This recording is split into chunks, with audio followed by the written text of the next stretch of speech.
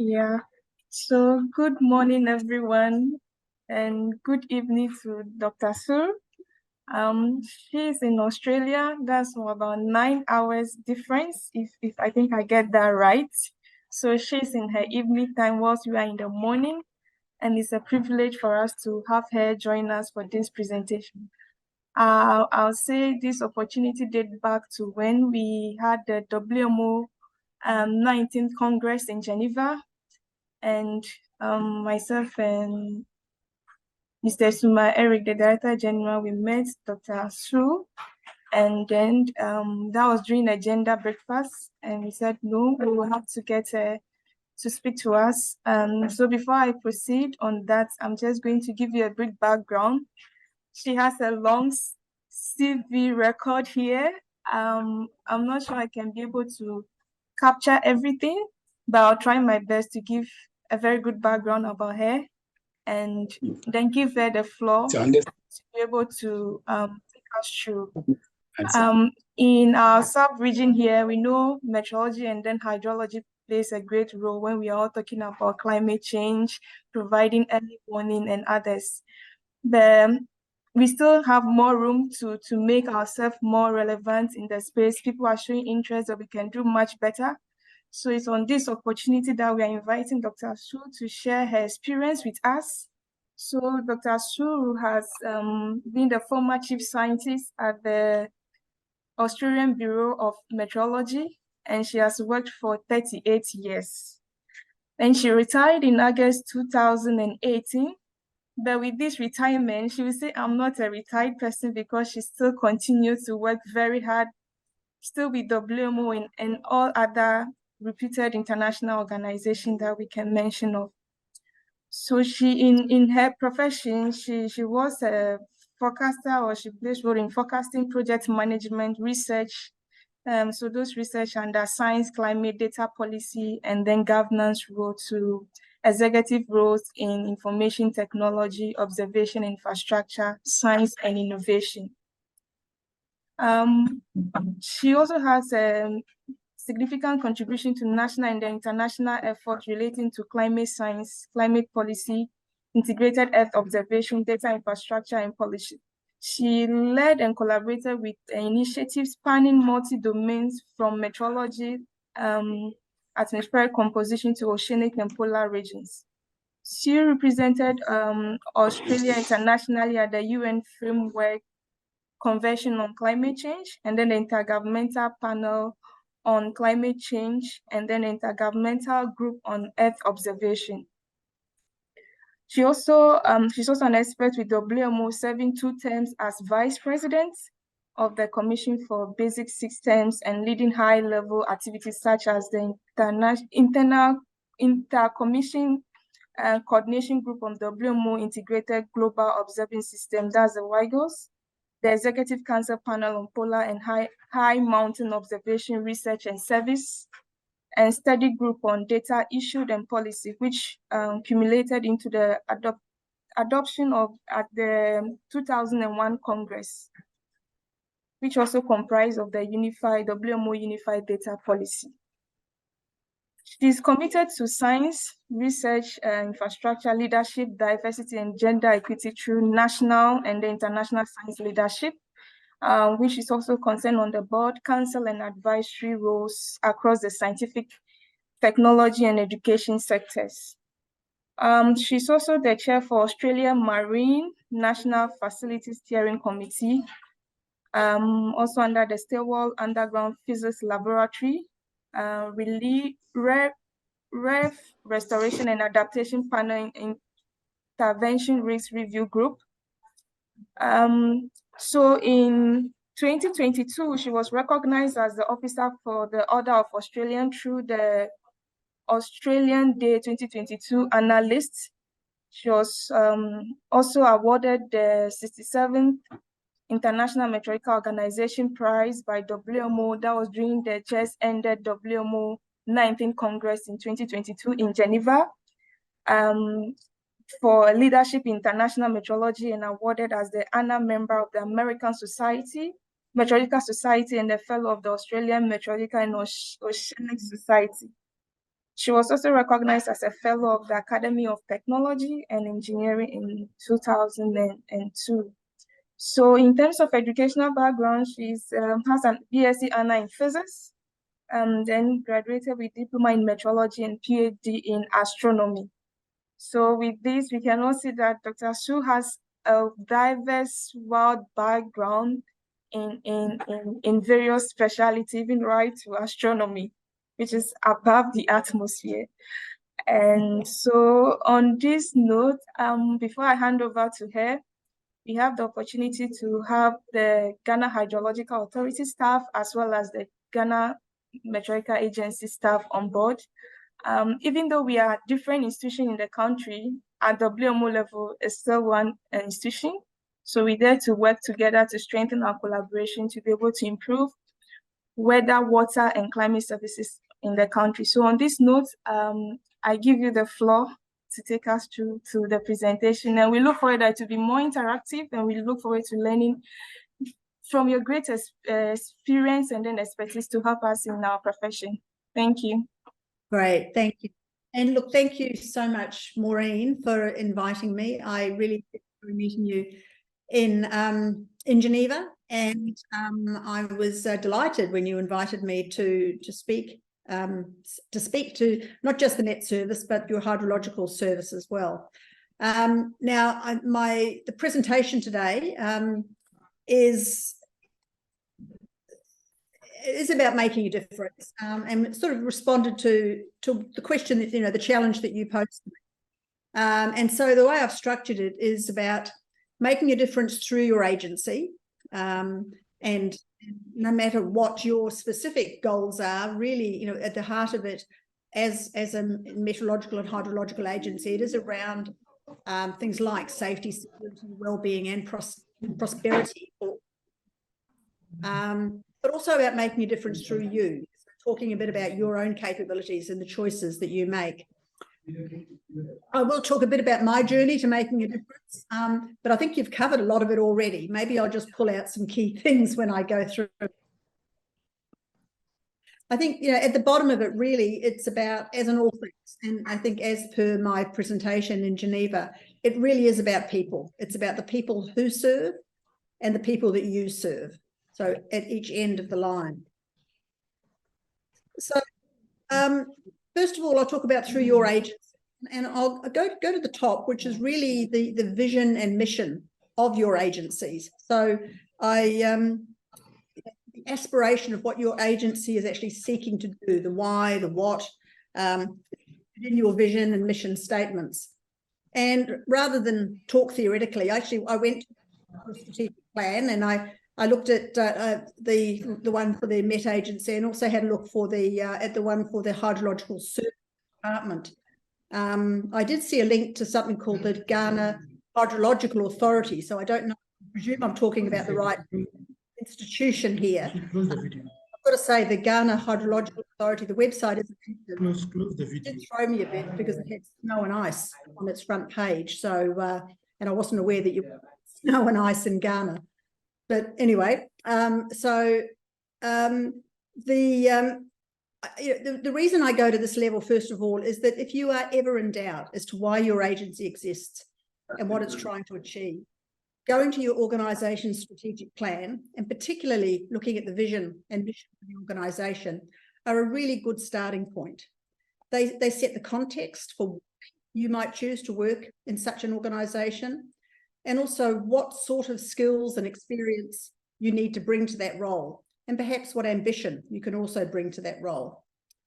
The vision for both of them use words like best, world-class, excellent, with the outcomes expressed through the mission in terms of socioeconomic development, safeguarding the environment, and sustainable development. I wasn't able to drill down into the KPIs, the key performance indicators. I'm not sure how well these aspirations are measured and what the benchmarks for success are. But, when you have a look at it, these are good questions to ask your managers, because hopefully they know, and it translates into the work of each section, each branch, each different part of the organisation. A good strategy really does, and that should enable every person in the organisation to see to see themselves in that strategy and to be able to link them to what it is. So the strategy itself, I focused here just on the Met Agency strategy rather than going to both of them, but it's probably, hopefully it's, and I'm really just using it as an example. So, the vision is, the strategy is what makes the vision a reality. And I was pleased to see a very people-centered approach in strategy. It says things like develop and maintain a people-centered, multi-hazard, multi-sectoral forecasting and early warning system, disaster risk and emergency communications mechanisms, social technologies, and hazard monitoring telecommunications systems. But again, beyond actions that focused on promotion, marketing, and surveys, it really wasn't clear to me what activities are to be directed at achieving that. So again, this is something that if you want to have a look at your strategy, things that you should look for, and that you can ask your supervisors and maybe sort of dwell down and get a bit more about it. So the strategy document for GMET speaks to how to make your vision a reality, and it highlights as a strength the strong desire of your people to improve the service, to improve service delivery capacity, and it also highlights the foundation that you have to build on. It speaks about your competent technical and professional staff and the network of observing stations that you have. And I guess this brings me back to people and data, which are the essential ingredients of many organisations, but especially for science-based service organisations. As I've said in other forums, data is the lifeblood of the global meteorological and hydrological community. And in many ways, it's the reason for the creation of the International Meteorological Organization 150 years ago this year, and also of the WMO in 1950. But it's the people who are the beating heart of these organizations. Without them, there wouldn't be any data. There wouldn't be any systems, sharing, collaboration, research, or innovation. So people really are very critical to it. So your strategy also speaks to the challenges you face in terms of attracting and keeping staff. It talks about poor public perception, competition, and as for many agencies that are in a similar situation, and I'm not just talking about sort of developing or least developed countries, even in developed countries, the challenges exist around secure funding for organisations. But recognition in the strategy of the critical importance of people is a strength in itself, and that sends a strong signal to the staff that they matter. Keeping them there, keeping them motivated and connected to the vision of the organisation will be key to attainment of that vision. This is clearly recognised in the challenges identified in the strategy. But there aren't any easy solutions to funding concerns, sadly, but a strongly performing and connected agency will certainly help with public perception and hopefully with government perception. The new WMO Unified Data Policy, which I'll probably come back to a couple of times, will certainly empower you to respond to competition by working positively with your competition for the good of your service goals. I'd encourage everyone to read the Unified Data Policy. I've got to say, in terms of WMO documents, it is actually very well structured and easy to read. And it points to ways to increase collaboration with other sectors, and especially with the private sector for mutual benefit. So your organisation vision and strategy tells a story of why your organisation exists and what it aspires to achieve, and how it seeks to do that. Your role as officers of the organisation is to help deliver that. And so, as I said, if you haven't already done so, read it and see where you fit into it, and use it as an essential guide in planning your work. So we go then from strategy to culture, and as the saying goes, culture eats strategy for breakfast. In a lot of ways, culture is much more important than strategy. And the key to ensuring that the workforce is fit for the purpose of the organisation, the key to that is the principles of equity, diversity, and inclusion. These principles are about levelling the playing field and giving everyone the opportunity to perform at their best. empowering everyone, no matter what their gender, ability, culture, age, race, etc., to participate within an equitable and welcoming workspace and society, to feel a sense of belonging, value, respect, and contribution, and as a result, to improve productivity and the quality of the outputs delivered. But culture is not just about the people inside the organisation, it's also about how the organisation is perceived by those it serves. So how can you make sure that the outputs you deliver genuinely result in the desired outcomes for the people that you serve? To develop a more integrated people-centred approach across the workforce and also in the delivery of services, it's also helpful to look through the lenses of representation, trust, and capability. Firstly, representation. Most national organisations are required to routinely monitor the accuracy of the information and products that they deliver. But how good are we at measuring how effective we are at doing that? How well do we assess whether the information actually meets the decision-making of the end users, and ensuring that they're prepared for weather situations and hazards when they happen? How well do we know what information they actually use, or even whether the users can interpret the information and understand what the message is intended to convey? Ensuring that the information is well tuned to the needs of end users comes down, not surprisingly, to the people, and how well the people in the organisations, the agencies, especially the National Meteorological and Hydrological services, connect with the people who use that information to make life-saving decisions. So agencies can best serve their community when they look like them, talk like them, and actively work with them to understand their needs and to plan and co-design services and service delivery systems. When that level of connection is achieved between the people in the agency and the people that use the information, improved effectiveness and measuring it will be both easier and more meaningful. And the satisfaction of the people in the agencies will most definitely be enhanced. Secondly, trust. People in the community are more likely to seek and apply information, and importantly, to act appropriately on the receipt of warnings if they trust the source. Trust depends on many things, but listening and delivering usable and useful information that genuinely reflects needs and reliably getting it right are certainly the key to building trust, as is owning up when it isn't right. In many ways, trust flows from good representation, and it depends on a strong connection between the user community and the agencies that serve them. Trust also works both ways, with the service provider respecting the user enough to be open and transparent when uncertainty is uncomfortably high. Trust built in fair weather is especially important when extreme events are threatening. No matter how accurate it is, an early warning will only be effective if it triggers an appropriate response.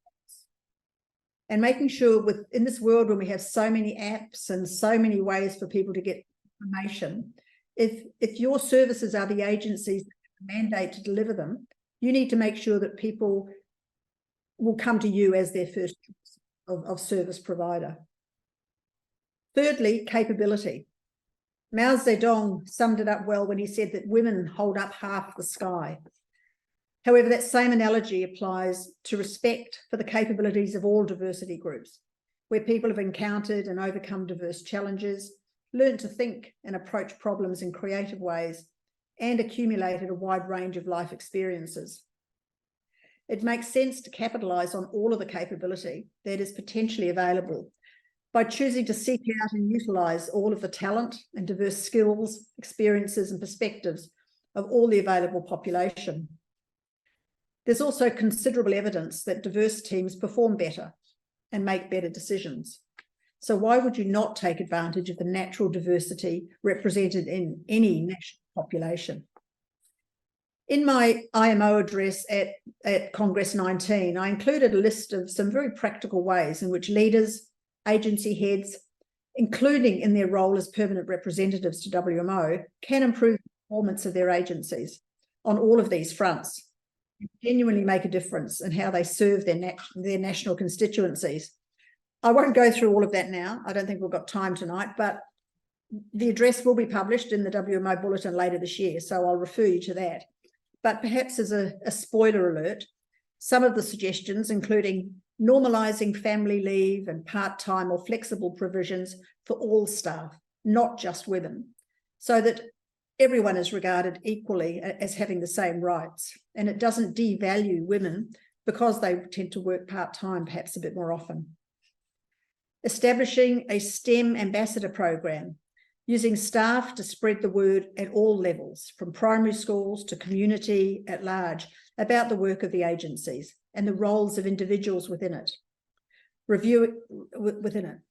Reviewing advertising, recruitment, and promotion processes to remove deliberate and subconscious bias, and also increasing the opportunities for all experts to participate in the work of WMO.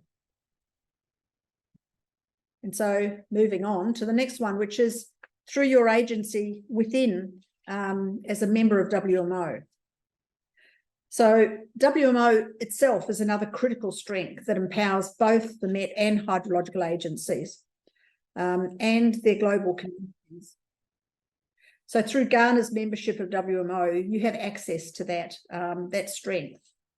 Note that Ghana, the country, is the member, not the Met or Hydro Service on their own, although it's usually the head of one of those agencies that is the permanent representative of the country to WMO. So WMO is not just a club, it's a lot more than that. It's an intergovernmental organisation that makes decisions and rules, creates obligations, and sets standards. It's also a mechanism that can support and sustain NMHSs in delivering on their mandates through globally and regionally coordinated infrastructure, information technology, research, services, and other programs. It helps agencies to plan their own systems and services and position them to take advantage of global observational and model data that are freely available for your use, as well as the capacity development to ensure you know how to access and apply them in the delivery of services. It provides a valuable opportunity to learn from the experiences of other members, both in your region and globally.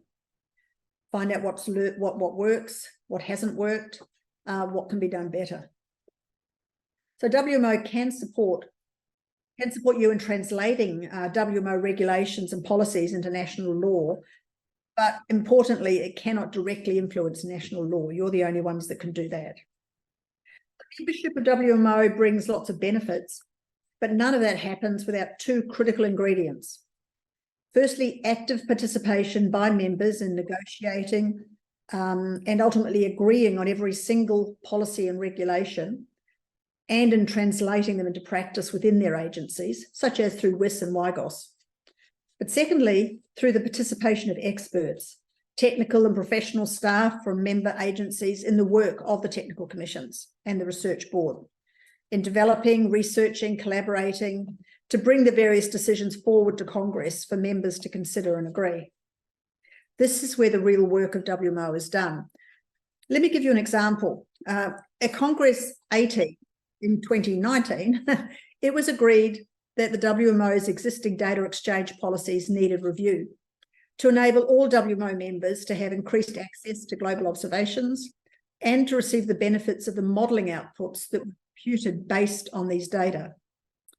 Three factors driving this need and opportunity were firstly, the challenge and opportunities of the digital age, which has seen rapid growth in compute power, satellite data coverage, and model development. Secondly, the need to remove much of the ambiguity of the old data policies, Resolution 40, etc., regarding what data should be exchanged and who should have access to it. And thirdly, the embrace by WMO of an integrated Earth systems approach, which was at the heart of the WIGOS when we developed that, and of improved model performance. So I was asked to chair this group, building on some work I'd done previously, and it was established under the Infrastructure Commission. It was charged with reviewing the data policies and recommending changes or new policies.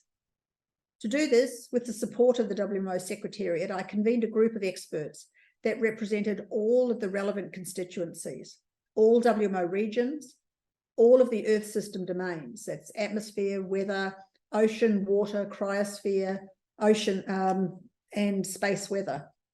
I've left one out there, hydrology. Observations, we also had experts that spanned all different types of observations, and the IT side of data and data sharing, and space-based data, public, private, and academic sectors, and all the modelling centres, the key modelling centres. We had individual experts through to PRs and executive council members on the group. Over the course of not much more than 12 months, with only one face-to-face meeting in February 2020, which was just pre-COVID, and more than a dozen full online meetings, we drafted a new policy, which we then took through the Infrastructure Commission. We took it through through the committees of Executive Council, and to the Extraordinary Congress in 2021. And that was adopted as the Unified Data Policy. I've left out lots of steps. It was a very, very busy time, and it involved a lot of experts. But the key point here is that the work was done by us, the experts, who had been nominated by our countries to participate in the work of WMO, bringing our diverse knowledge and experience to the group, working collaboratively, sometimes in serious debate, but always converging around our common goal. Our first point of agreement was that there should be just one policy serving all domains, whereas previously there'd been 3, and the prospects were that we would end up with 7. So we agreed on just one policy, and that the data should be freely available for use and reuse by anyone, everywhere.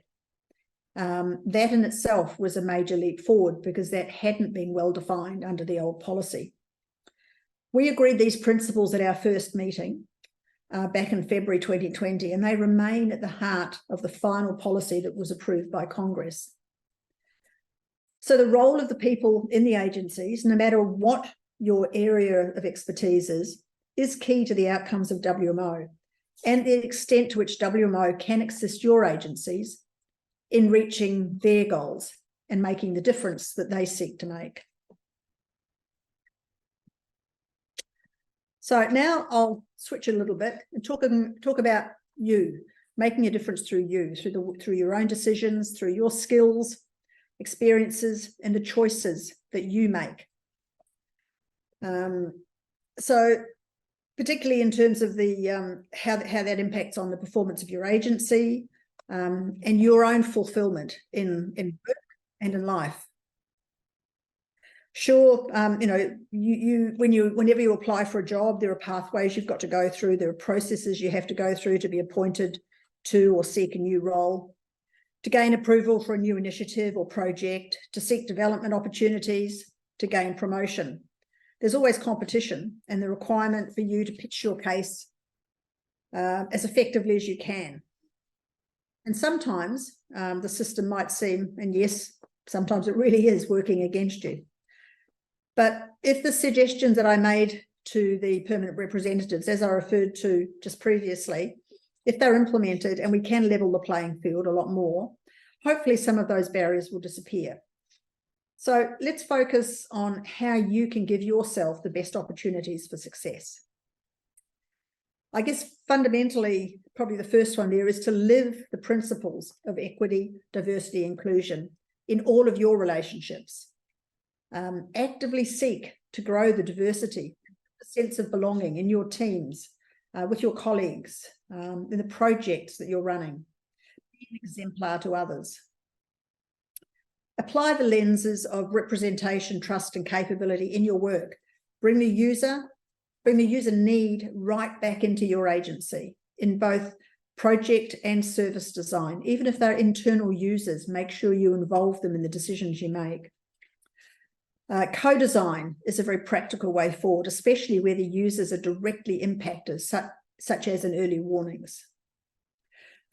Trust, again, I come back to trust all the time. Trust yourself and both create and take opportunities to develop, advance, diversify yourself. Make active choices, celebrate success, but don't regret it when it didn't quite work. Sometimes we do make a decision that doesn't turn out to be right, but learn from it and grow as you go forward. Build networks. This is something I certainly learned in retirement, if I didn't already know it, how valuable networks can be. If the opportunity comes, or if you can make it come. Volunteer as a WMO expert and expand your horizons that way.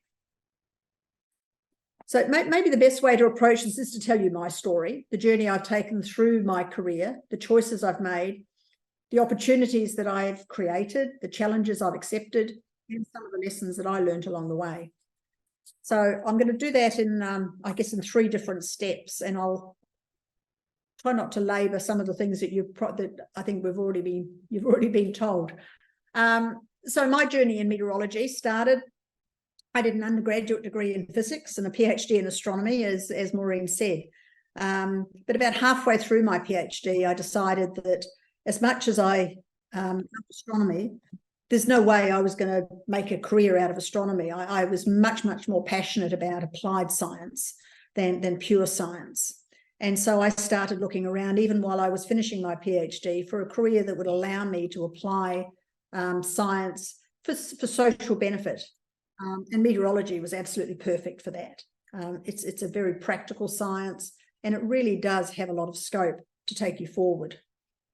So I joined the Bureau. I did the 1-year training course like everyone else. Spent some time in forecasting and at our National Analysis Centre. After a couple of years, I moved into research and a major field program into cold fronts, looking at the development of cold fronts as they come across the Southern Ocean, south of Australia. And then I spent a bit of time in research. But again, research is something I enjoy using, but not actually spending a lot of time doing. So I got back into a more practical, the more practical world of actually how you use the information about research to better design observing systems and forecasting systems to make sure they better serve the agency's needs. So I spent quite a long time working in observations. And in fact, I took observations probably right through most of the rest of my career. I spent a while working on, I moved into the climate policy, science policy side, and spent probably about 10 years, and I'll come back to that on the next slide, talking about the international side of things. I'll come back to that in a minute. But after that, I came back into what's called corporate governance, looking at how you actually govern. I provided support to the Bureau's advisory board. I learned a bit about audit and risk, which sounds pretty dry, but it's very, very important for the safe running of organisations. As I said, I spent a lot of, I kept repeatedly coming back to Earth observations right through my career. And then as I moved into senior executive roles, I ended up for a while as our Chief Information Officer, Head of Observations and Infrastructure, and my final role as Chief Scientist. And as Chief Scientist, I also had responsibility for innovation and for international collaboration as well. So pretty much, I think through my career, through 38 years, I worked in just about every role that a meteorologist can do within the Bureau of Meteorology. One of the great advantages I had, particularly in terms of observations and my international, bringing observations and international together, was that I've travelled a lot. Not just for the fun of it, but because you need to do that to build bridges globally. And one of my proudest moments, in fact, is that I got to go to Antarctica, where I had staff. And within 3 weeks of being in Antarctica, I was in the Arctic. So the Borealis picture there is from the Arctic, and that was taken 3.5 weeks after the one where I was down in the Antarctic Circle. So not too many people get to do that. So it was quite a privilege to be able to travel to so many different places in my work. And I'm very proud to say I also travelled to Ghana. I attended an IPCC, I think it was the third assessment report, a working group 3 meeting in Accra. Back in, I'm not sure when it was it 2000 and, it was in the early 2000s when the meeting was in Accra. So my international journey started actually before I got involved in WMO. It actually started when I was asked to lead on science policy for the Australian delegations to the UNFCCC. So I served on COP1 through to COP9. I chaired a sort of an international negotiating group on Article 5 of the Convention, which refers to research and systematic observations. So I got very much involved in the drafting of policy and negotiating that as part of the UNFCCC. I was part of the IPCC from the 2nd, 3rd, and 4th assessments, and as a review editor, got my little piece with about 1,000 other people of the Nobel Peace Prize, which was quite a treat. I've been actively involved with the Global Climate Observing System. I've just finished a term on the steering committee, and GEO, the group on Earth observations. So I got involved in all of these even before I started working in WMO. So by the time I came to WMO, I had a lot of that experience under my belt. And so I was able to bring that understanding of policy and the importance of science policy in driving decisions, the importance of observations and sharing observations, and applying them in many different forms, but also working together with the different constituencies from the public and the private sector as well, and trying to get them to actually collaborate effectively for the good of the users.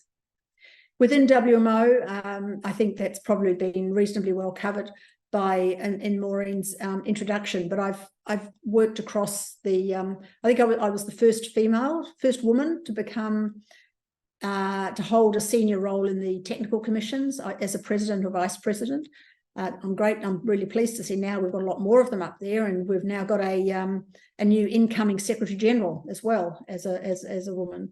So it's been really good to see the acceleration and the representation at a senior level in WMO. So I think that's probably covered. I actually was the PR for a little while as well, but that was really just keeping the seat warm while we were between directors. Just a few words about my retirement journey. So I retired in 2018. I continued my WMO roles until last Congress, and I've now handed them all over. I decided it was time that I passed the baton to some younger people and managed to mentor replacements into my key roles. But I'm very active in mentoring. I've always spent a lot of time in mentoring. I benefited from having some excellent mentors myself through my career. And this is something I spend a lot of time on, mentoring both men and women, not just in meteorology as well. I have people that come to me from other organisations. But it's something I really enjoy. It's something I get personally a lot of experience, a lot of value from as well. So it's something that's really important to me.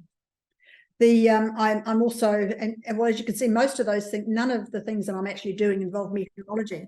And again, a lot of that's come from the network that I've established. So I chair our Marine National Facility, which this is the Investigator, the ship at the top. I chair an underground laboratory, which is 1 kilometre underground in a gold mine. We're looking for dark matter from space. So I'm going back to my fundamental physics origins. And I'm also chairing a group that's looking at how to help the Great Barrier Reef respond to the threat of climate change through some interventions such as breeding new corals. I serve on the University Council and a number of other things. Yep, too much, but there's lots of cool science out there, and it's really exciting to be invited to be part of that. After my long career, I'm often asked to give advice to aspiring women leaders on how to succeed as a woman in science, and particularly how to sort of move up into more leadership roles. I guess in response, I'd say that leadership isn't just a senior role. You're a leader whenever you're in a position to influence the choices that people make. But my 5 tips for anyone who's interested, and I think they're largely applicable to both men and women. Firstly, choose your parents well. Okay? You can't choose your parents, but you can be the type of parent, teacher, mentor, or leader that you would have liked to have had, or indeed you did have. Someone who supports, inspires, removes barriers, and encourages others to make their own choices. Secondly, believe in yourself or no one else will, especially when it comes to making choices. It is about you. Thirdly, there is no such thing as luck. It's actually all about creating or finding opportunities and making the most of them. 4, it's not just about women. We need men and women too. We need to work together respectfully. And that's what diversity is all about. And the final one is you can have it all. And this is particularly important for women. You can have it all: family, career, and the opportunity to make a genuine contribution in your chosen field. But it takes work, choices, and compromises. And it's a lot easier if you've got good allies, and you yourself are a good ally. And if you surround yourself with positive people who can support you. So my last slide here, really, it's about, I guess in closing, just reinforcing that through meteorology and hydrology, through our sciences, our earth system sciences, and all the professional and technical capabilities that enable and support them, there are abundant opportunities to make a difference to the choices that you make in relation to your own career, the experiences you have, skills you seek, and the development opportunities that you actively commit yourself to, but also to the success of your agency in delivering the outcomes it's charged with. As in most things, I think, as I said at the beginning, it is about people. It's the people who serve and the people you serve. Connecting, collaborating, communicating, trusting, and delivering. Yeah, and it's always a bit about funding, but get the rest right, and maybe that will help. So in closing, I hope I've given you some ideas about how you can make a difference through your role within the agency, and through yourself. So I think that's it. And just for context, that photograph there is actually out of the window that I'm sitting at the moment. That cloud isn't there right now. That cloud was there a few months ago. But just, I guess, it's nighttime here, but that's where I'm sitting, and that's where I live. So over to you, Maureen. Thanks very much. I'll stop sharing. Thank you very much, Sue, for your presentation. You have walked us down from our mission visions as an institution right down to strategic plans, how to be able to make effective things out of your organization, your motivations, how to link up in terms of the WMO perspective and our institutional perspective. You also share your experiences with us and shared advices to us also on how to make some of these differences. And you mentioned one critical thing that I found very interesting, talking about culture is even more important than our strategy. So that means in building this strategy, our cultures should be able to guide us in those perspectives. And that can help us in our day-to-day delivery, because we will see it from our own point of view, but not from any other person's point of view. Another thing that I also found interesting is they never regret a wrong choice. So that means wherever you may have found yourself, maybe you may have just been there by circumstance, or you may just be, I'm just holding on to that to make another path in a different direction. But wherever you have found yourself, take time to learn out of whatever you're having at that moment, and that can also help you in your journey of life. So on this note, I think I will ask you one question before I open the floor to my other colleagues. You've shared very great, interesting things with us, but can you tell us what are some of the challenges that you may have encountered in this journey? Because these are some of the things that might cause you, if you have found yourself, let's say, at a wrong place, maybe that is not what you choose to do, and might be pushing you out that no, leave here, leave, or go, or maybe change your profession or something like that. I might not even give you that energy to be able to focus and make any impact to wherever you are. So what are those challenges you may have encountered in your journey? I think, thank you for that summary. That was an excellent summary. Look, I think, people used to ask me, did I ever encounter gender prejudice? Did I ever feel that I was, I missed out on opportunities because I'm a woman? And my automatic response is no, no, I've always sort of done okay. But it's interesting because when you look back, I think I always say my super strength is denial. My superpower is denial, because I just focus and get on with things. But there have been times when I look back and I missed out on opportunities, and I was given an explanation for why I didn't get a particular opportunity, and at the time I accepted it. But I look back and realize that in fact a lot of it was very often gender based, but they wrap it up. It was wrapped up in another reason. And when you look at it, really what it comes down to is that there were opportunities I think that I did miss. But for the most part, I think I was fortunate in that I guess that's where my comment about learning, learning from your, if something didn't go right, treat it as an opportunity to learn a lesson from it and go forward, and think about how to look for alternative pathways. I think that's probably the main challenge I've had. I was, as I said early in my career, I decided that I really wanted to focus on applied science rather than pure science. And in a lot of organizations, and in mine, that was sort of frowned on, like the elite scientists are always the ones that are up there publishing papers, and whereas I'm much more a believer in actually taking the science and applying it and using it. And I found I struggled a bit to get credibility for that initially. But again, by perseverance, I think I managed to make the point that really, the better outcome is actually when you've actually taken the science and applied it for the benefit of society, rather than just writing papers. So I think that focus served me well in the end. All right, thank you very much. So I think I'll give the floor to all my colleagues here. Everyone, please feel free and raise your hand to ask your question. If you have any question, anything you'd like to seek clarification on, any contribution you want to make, who will be the first to join me? Okay, it's so nice to see that people are out in the countryside. Says positive mindset, according to presentation, plays a key role as workers within the Met and Hydro organization.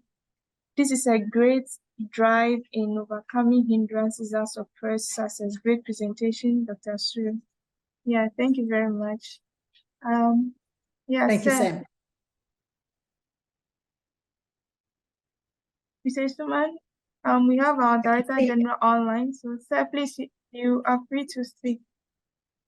I can see someone called Eric has his hand up. Yes, that's the Director General. So please kindly unmute and speak. Okay, so I think as we get Mr. Eric and Mr. Suman on board, there's another hand up that is okay. I think Mr. Suman has on mute now. Okay. All right. Hello? Thank you. Okay. Hello. Hello. Yeah. Hello, Doc. Good morning, and thank you for honoring this invitation. You don't take it lightly at all. We are so excited. I was there when you received your award, and at WLMO, and we're so excited, and we are happy to have you here to speak to our staff and Ghana as a whole. I believe done a great job. We see ourselves as Met institution always looking a bit inward in the way we go about our things, even in our country. And we appear to be at the corner behind the scenes, and we don't expose ourselves that much to policymakers, to the population, and it has a great negative effect on the institution. So I'm excited. Today we are here, and not regretted at all for making Maureen as an international and external relation officer for Ghana Meteorological Agency. and in the short time, trying to expose the agency to the international community and the global community. And as a result, brought you on board to speak to Ghana Meteorological Agency and Hydrological Authority and all other people who have joined us today. I believe it's a very good opportunity for our staff, for our organization to see beyond our country, and a renowned scientist like yourself, what you have done for yourself and the scientific community, and met society, which you have shared with us. I will not run through the things that you have said so far for now. Maybe I'll get another opportunity later, but just to ask that, I mean, this profession, what I hear from most of my staff, appears to be a profession that they think probably is not worth dying for. It doesn't reward that much. And so they join the Met institution, and the next day they are looking for opportunity outside the profession or the institution to seek other opportunities elsewhere. What can you say about opportunities that are in this profession, and how this profession actually impacts on lives and livelihoods, improving socioeconomic fortunes of nations and organizations, so that we will know whether really we are in a good profession or we are wasting our time. As you said, you took applied science, so important, as against the physical science, and how that's help you, and how the opportunities that are in this profession for people who have taken this course. As a question for now. Thank you. Thank you. Thank you very much. Look, I think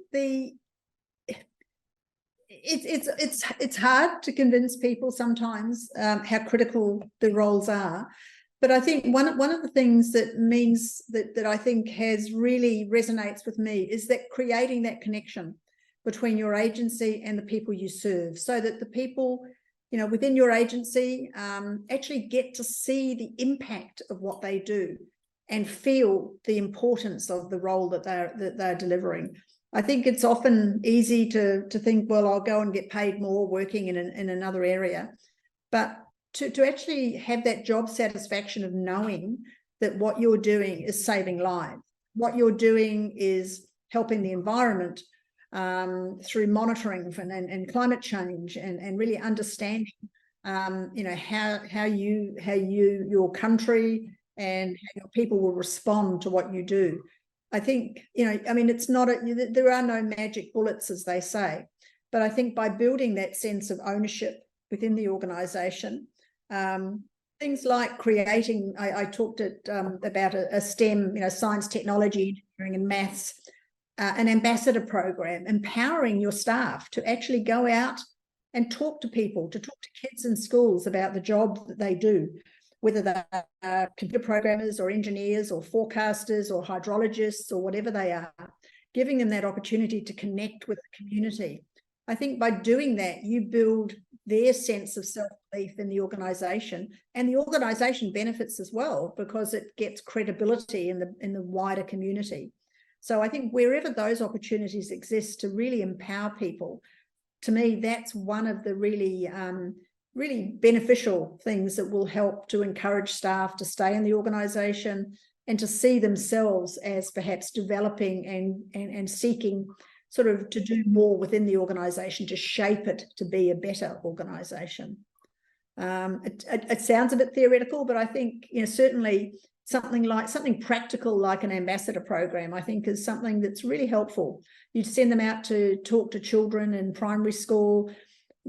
They take a rain gauge along, or they talk about what we measure and how you use the data. Things like that make it very practical and visible to people, I think, is something that can help connect the community and the staff, and I think build that sense of ownership.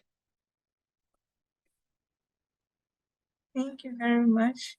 I think we have our next hand raised, and I want to take this opportunity to also acknowledge the Chief Executive Officer for Ghana Hydrological Authority. He's also online listening to this presentation together with his staff. Eben, please unmute and ask your question. Oh, we can't hear Eben. As he tried to resolve that, I think there was one person also raised their hand. Please, can you unmute and speak? Okay, Eben, we can hear you now. Hello. Look, thanks for enlightenment of us on how we should carry on with our work. So please, my question is, how do we as an agency make our work attractive to the policymakers? Well, I think the policymakers, that's a hard one. It depends what avenue you have to be visible to the policymakers. I think by being in demand from your, one of the best ways I think that you can build the your presence amongst policymakers is by having the community support you. So when you've got as I talked about, the people in the community trusting the service that you provide, and your service being, being where they come when they need information. If you can get the people to actually speak for you with your policymakers, that's a big help. But one other is the opportunity, again, with the things like the Unified Data Policy as a way of bringing together other agencies. I mean, within Ghana, I don't think you have ICE. You probably don't have a cryosphere community, but you do have an atmospheric community. There's probably air pollution, there's environment, there's other government departments that need and access the data that you have access to and that you could share data with. So by reaching out to other departments and demonstrating, the open sharing within the WMO community and the benefits that it delivers to your broader community, again, by getting them on board, you create greater visibility within your government processes. Hopefully that might help raise the profile within government. It often, and again, I'm not sure how far buried some Met services are, sort of several layers down within their government agencies, for instance, in a defence department or in aviation, and it's very hard the more buried you are to actually influence government.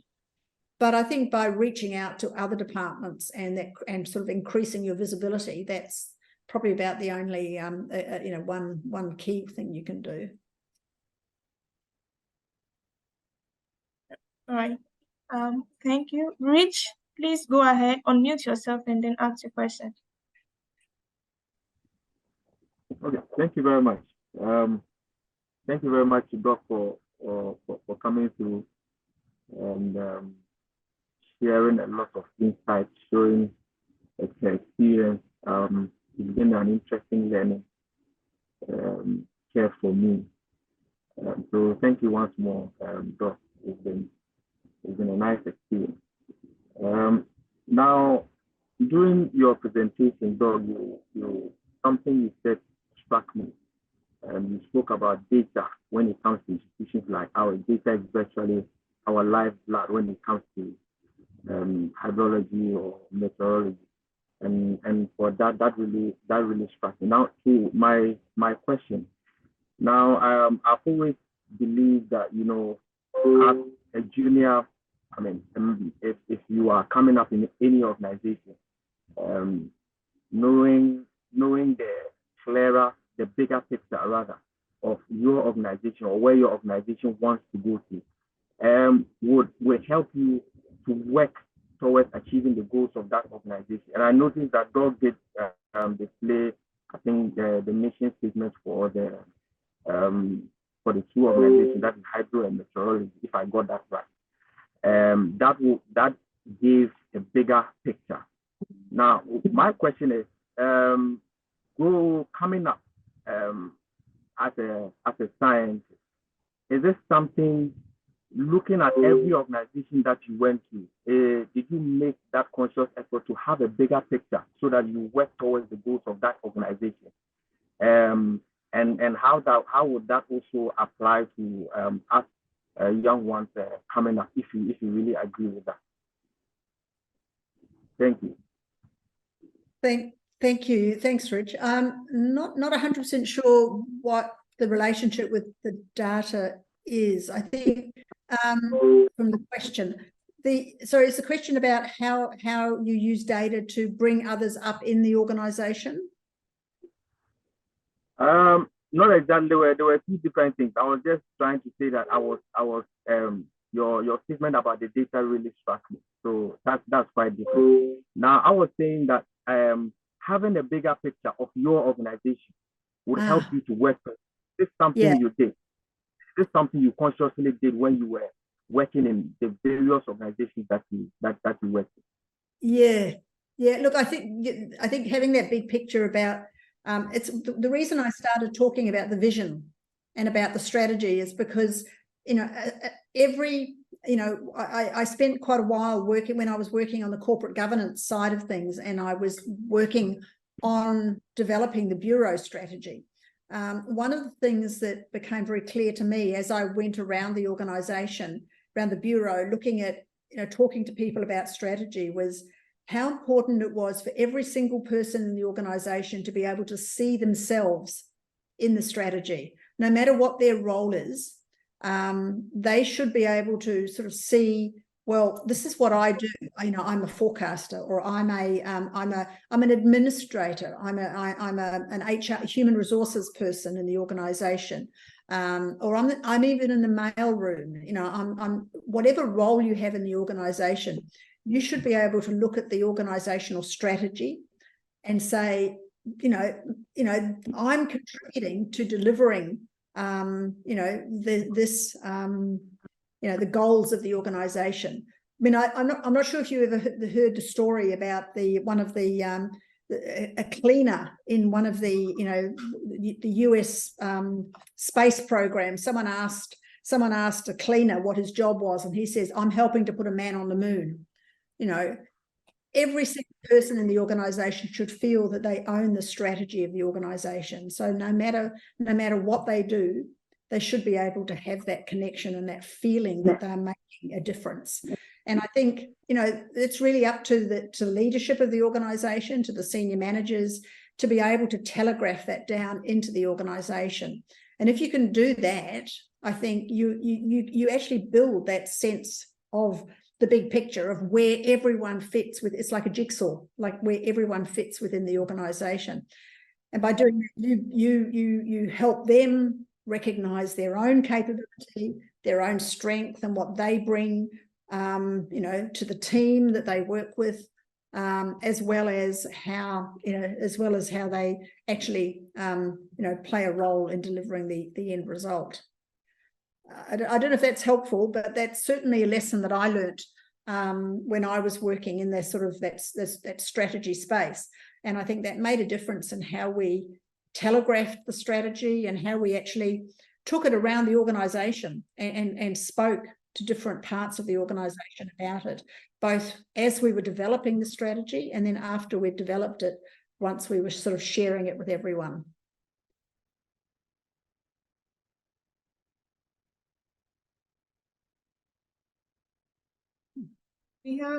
Thank you. We have Matilda online. So Matilda, please unmute and ask your question. Thank you very much, Dr. Barrow, for your excellent presentation. As a woman, I'm very encouraged, and I have hope for the future after listening to you and your walk through life as a scientist. I'm very interested in policy making and how scientists, apart from us feeding policymakers with information or even advising them, how do we get more involved in the policymaking process? How do we get more involved in the policymaking process rather than just feeding policymakers with information and educating them on the evidences that we have? Thank you very much. Thanks, Matilda. a lot of people sort of think policy is really a dry sort of, something really dry and boring. They just want to do, meteorology and science. But I think policy is really where you can actually make a difference at the government level in terms of the position that your agency, that your government takes around things like climate change and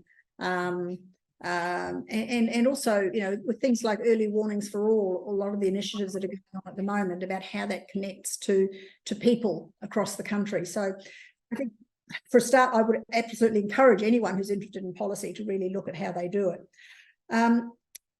I think within your own organisation, one of the things that clearly talking to the, going to the people who are in charge of the policy area and letting them know that you are interested is a key initiative, obviously. And I'm not sure what level you're at in the organisation, but often just letting people know that you're interested in taking a short-term sort of opportunity and really starting to explore how the organisation contributes to policy.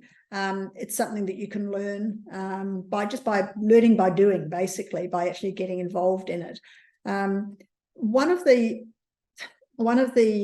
gave a talk last year at the Australian Meteorological Society about science policy and saying that scientists are actually pretty poor policymakers for the most part, because scientists like to just tell people about the science and really sort of in some ways push it down people's throats a bit. I think one of the important skills that you have to learn when you get into policy is to listen. You've got to understand politicians make decisions based on so many different things, and meteorology and hydrology are a very small part of the reasons they make decisions. But by understanding the decisions they're making and understanding the sort of factors that are involved, you can learn to then tailor the information that you're providing to them in a way that is much more palatable to them. They'll be more interested in listening to, and perhaps in a context that they can actually understand the data better and the information that you're sharing. So learning to listen and learning to really understand the political context is very important for getting involved in policy. It's the only way that you're ever going to actually sort of maneuver and try to get the policy moving in a direction that you want to go. So I guess that's probably about the best advice I can give.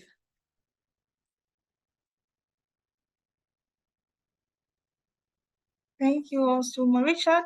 Are you still going to ask any question? I'm fine. I'm fine for you. Okay, all right, thank you. Please, any other person? Okay, from Sam, he says, the general public really don't have enough knowledge about the technicalities within the Met and Hydro Institution. Hence, one thing I grabbed from your presentation, is to go out there, making it attractive and encouraging and educating them. Yeah. One key challenge in this profession is data availability. What is your take on this? I think you've certainly got the issue right there. I think getting out and talking to people and becoming a lot more visible as an organisation, I think is really key. I did notice that the focus through your vision was very much on efficiency of the organisation rather than sort of that connection with the end user. And I think by creating a stronger connection with the end user, again, you're telling them about you and you're being much more visible. In terms of data availability, I'm not quite sure what you're getting at there, but certainly within WMO, we are encouraged to share all data, and we've prescribed as part of the unified data policy those things that you must share, and then those things that it would be good to share. I think by sharing your data at a national level as well, making it openly available to everyone who needs to use it, again, you build that user community. You're actually educating your users more in how to use data, in how to use forecasts, and how to make decisions. I spent quite a bit of my time earlier in my career working on decision analysis. And when we, we would go out and we would talk to users about how they made decisions. I remember talking to farmers and to winemakers and to fishermen, and you talk to them about what information was important to them, what time of day it was important for them to get the information, whether it was data, as in observations, whether it was forecasts, what type of information they needed and how they used that information. And by getting out there and talking to them and helping them understand what more data they could get, what more information they could get from my, from the Bureau, my Bureau of Meteorology, then they were making smarter decisions and they were actually using our information a lot more. So I think educating people, providing examples to people, going and talking to different user communities, different users, like in agriculture and in industry, about how they could use the information. You can raise the profile and you can get them to actually pay more attention to the information they can get from the service. All right. I think we actually have a really great day. Sometimes some of these presentations, just a keyword you pick here will become your whole walking stick throughout your journey of life. So I think we've really had a great time with Dr. Su. And we are really grateful for accepting our invite. My Director General has said a lot. And from my colleagues' questions and others have shown that your presentation has really made an impact. And I'll just use the opportunity to tell my other colleagues that please feel free and visit the WMO website and explore. There are lots of information, worth of information, documents to read. Please feel free, visit there and then explore. I've also come to notice that sometimes we see these experts or leaders too far away from us, but on the actual note, they are closer than we think. All we have to do is to make ourselves available, is just to find out, ask. So ask, and you'll be directed, and you'll be given the opportunity. Put your idea or your question, no matter how small or little it is, it's making an impact there. So don't be resistant. If you have anything that you think you can contribute to your institution, feel free, approach your leaders, have a discussion. Communication is very important. One key thing that Dr. Su has also mentioned in her presentation. And I think together we can all make or put our various institutions to the desired place, or how we desire it to be in especially in our country and then within the sub-region. So on this note, I want to thank you all for making time out, and we look forward that we'll get other experts to join us There in is a the hand raised. presentation. Hand raised. All right. Okay. I'm seeing two hands. All right. Mr. Suman, please. Okay, Maureen, you are closing the meeting without giving me an opportunity to say a word. That's why I don't know whether Dr. Kizzi is on. You want to say something before we bring the meeting to a close? Dr. Kizzi is the Chief Executive of Ghana Hydrological Authority. Good morning, sir. Good morning, everyone. And good morning, Dr. Barrow. I think it was a very good presentation, and we'll take in everything you said on board. Thank you very much. That's all I'd like to say. We appreciate this opportunity to hear from you. Thank you. Thank you. It's my pleasure. Thank you. Thank you very much, Doc, for coming on board with your team. It shows how Ghana Meteorological Agency and hydrological authorities are working together to help our country. My takeaway for this presentation is, and Doc repeated that word severally, choices that we make. Yeah. Choices that we make. And it says create and seize the opportunity. It brings me to a point of responsibility as staff and individuals working in organizations like this or in this space that create and seize the opportunity. Be responsible, take responsibility, make choices. I mean, surround yourself with people who are positive. Don't be afraid of failing, and then take network very serious. I mean, he started as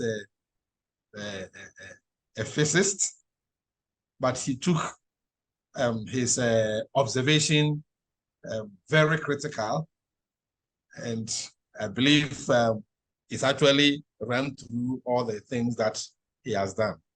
And so the reason, the objective of this program is to encourage us, is to mentor us, as Maureen said, and one phrase of all the things that he said, strike someone, and take it serious and work with it. You have a testimony to share in future that one day I listened to Dr. Seal and he says something like this, I took it serious, it has changed my life. I believe all of us have gotten something from what we've learned today. We believe we will continue to create these opportunities to expose our staff and our organization to renowned personalities, to learn from them and to share their experiences with us. As Maureen said, we sometimes see them as being so far, but they are ready and available to offer their experiences. And as he said, to mentor people. And so we have to make ourselves available for them to mentor us. In fact, at WMO, most of the people we encountered told us that we are there. Use us, make use of us. Yes. Tells us that they are available, they are there, they want to help, they want to share. He's acquired so much knowledge, and now he's going on to, he's just gone into retirement, and he can't keep the knowledge. If you know something and you love it so much, you can't afford keeping it, you want to share. And so we should make ourselves available to such opportunities and be, educated by the knowledge and the experiences that they share with us. So on that note, let me thank you once again, Doc, for making time with us. This may not be the first time. We may come to you again in a different form, and I hope you'll be ready to, share with us when we contact you. It become necessary for us to get you back on whichever form that it will take. So maybe on this note, I'll hand over to Maureen now to run your program. Sorry for my rude intervention. Thank you, everyone.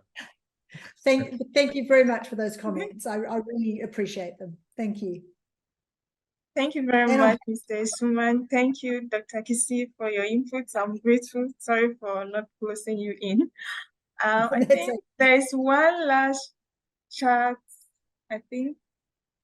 Says, good morning, please. What are your motivational factors that keeps you up to where you are now? Thank you.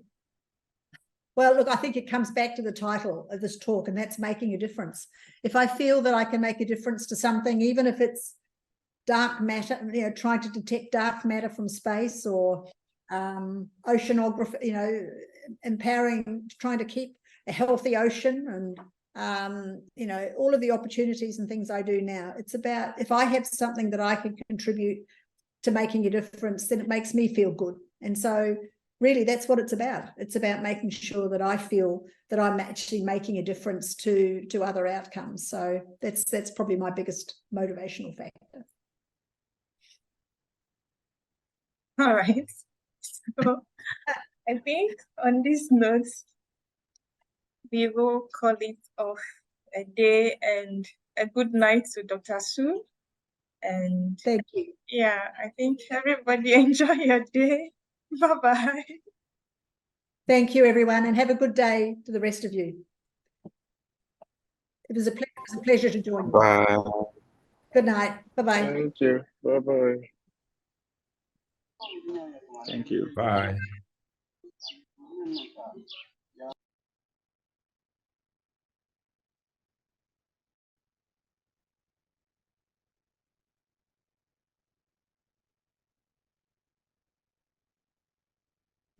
Hello, Maureen.